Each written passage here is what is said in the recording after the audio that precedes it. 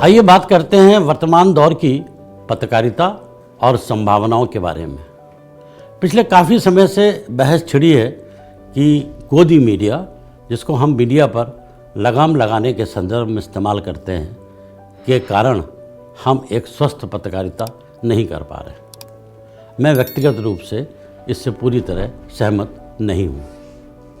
यह बात सही है कि हम कहीं ना कहीं पहले की तुलना में कुछ अधिक बंधनों में हैं और एक तंत्र की हमारे ऊपर खुफिया निगरानी भी रहती है। लेकिन दुर्भाग्य है कि हम पत्रकारिता को केवल आज के परिवेश में राजनीतिक पतन, नेताओं की नोकझोंक, धर्म और जाति के मुद्दों को ज़्यादा महत्व देकर विवादों में बने रहना चाहते हैं। अखबार और न्यूज़ चैनल निश्चित रूप से पत्रकारिता को लेफ्टिस्ट और राइटिस्ट आइडियोलॉजी और लीनिंग्स में केंद्रित कर सुर्खियों में बने रहकर अपनी टीआरपी बढ़ाने में लगे हुए हैं। हम सब जानते हैं कि पत्रकारिता कई बदलावों से गुजरी है, लेकिन यह भी सच है कि पत्रकारिता की अभिव्यक्ति का मूल हमेशा मौजूद रहा है। पत्रकारिता हमारे समुदायों का बुनियादी ढांचा है और हमेशा रहेगा। जैसे जैसे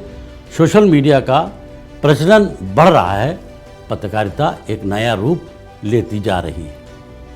सच तो यह है कि हम एक स्वच्छ पत्रकारिता करना ही नहीं चाहते हैं। क्या जरूरी है नमक मिर्च लगाकर हम राजनीतिक, धर्म और जाति के मुद्दों को ही उठाएं?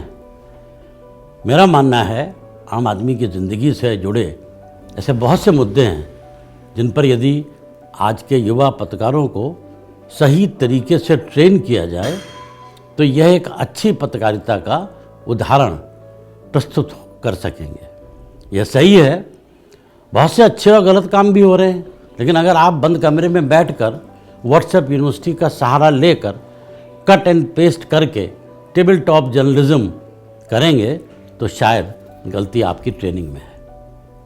देश में विश्वविद्यालयों और विभिन्न संस्थानों से हर वर्ष हजारों की संख्या में युवा पत्रकारिता का कोर्स करके निकल रहे हैं, लेकिन कुछ अपवादों को छोड़कर सभी संस्थानों में कोर्स कराया तो जा रहा है, लेकिन बच्चों को हैंड्स ऑन ट्रेनिंग का अभाव है।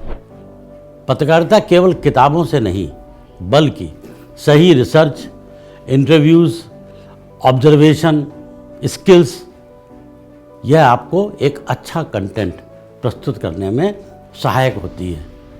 आपको बंद कमरे से मैदान में बाहर निकलना पड़ेगा ताकि आप अपनी आंखों से देख सकें बाहर क्या हो रहा है। स्नैपचैट, फेसबुक, इंस्टाग्राम और ट्विटर आजकल नए ज़माने के ऐसे प्लेटफॉर्म हैं जो सोशल मीडिया के नाम से पत्रकारिता की दुनिया को काफ़ी प्रभावित कर रहे हैं। सोशल मीडिया हालांकि जनता के लिए एक स्मार्टफोन स्क्रीन पर आसानी से उपलब्ध तो है, पर इसका मतलब यह बिल्कुल नहीं कि यह सब कुछ सत्य और आंकड़ों के आधार पर है।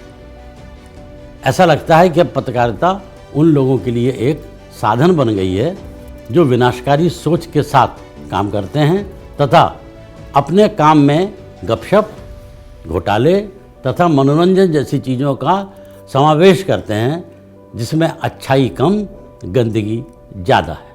आज इंटरनेट और सूचना अधिकार ने पत्रकारिता को बहुआयामी और अनंत बना दिया है। आज कोई भी जानकारी पलक झपकते ही प्राप्त की जा सकती है। पत्रकारिता वर्तमान समय में पहले से अधिक सशक्त, स्वतंत्र और प्रभावकारी बन गई है। दूसरी तरफ अभी भी कई ऐसे प्रकाशन और पत्रकार हैं जो लोगों के लिए सच्ची और प्रामाणिक खबरें तैयार करते हैं। उन्हें पाठक और दर्शकों के रूप, रंग, रहन सहन, जाति आदि से कोई फर्क नहीं पड़ता। पत्रकारिता को लोकतंत्र का चौथा स्तंभ माना जाता है। इसने लोकतंत्र में यह महत्वपूर्ण स्थान अपने आप हासिल नहीं किया है, बल्कि सामाजिक जिम्मेदारियों के प्रति पत्रकारिता के दायित्वों के महत्व को देखते हुए समाज ने यह दर्जा इसे दिया है। लोकतंत्र तभी मजबूत होगा जब पत्रकारिता सामाजिक जिम्मेदारियों के प्रति अपनी सार्थक भूमिका का पालन करे। पत्रकारिता मर नहीं रही है, वह अपना स्वरूप बदल रही है। अब वह दूसरे आयाम में जा रही है। कल की पत्रकारिता बीत चुकी है, आज की पत्रकारिता चल रही है और विकसित हो रही है, और कल की पत्रकारिता अभी बाकी है। चलते चलते मैं आपको बताना चाहूँगा कि आप सिटीजन जर्नलिस्ट या यूट्यूब के माध्यम से स्वस्थ पत्रकारिता कर अपनी बात रख ही नहीं सकते, बल्कि दैनिक जीवन से जुड़े मुद्दे और सरकार के कार्यक्रमों पर विश्लेषण कर सकते हैं। हाँ, कंटेंट मजबूत रखिए और परिपक्वता लाने में किसी वरिष्ठ पत्रकार से मौका मिले तो सीखने से परहेज मत करिए। अगर आप मुझसे पूछेंगे तो एक आम आदमी के जीवन में जुड़े हुए बहुत से मुद्दे हैं, अनोखे कैरेक्टर और पर्सनैलिटीज़ हैं, विकास के कार्यक्रम, सफलता और असफलता, ये सब ऐसे विषय हैं जिन पर थोड़ी सी रिसर्च करिए, खबरें ही खबरें मिलेंगी। इनके लिखने में कोई विवाद नहीं, बल्कि पत्रकारिता का वह स्वरूप प्रस्तुत कर सकेंगे जिसको जानने की पाठक या दर्शकों को ज़रूरत है।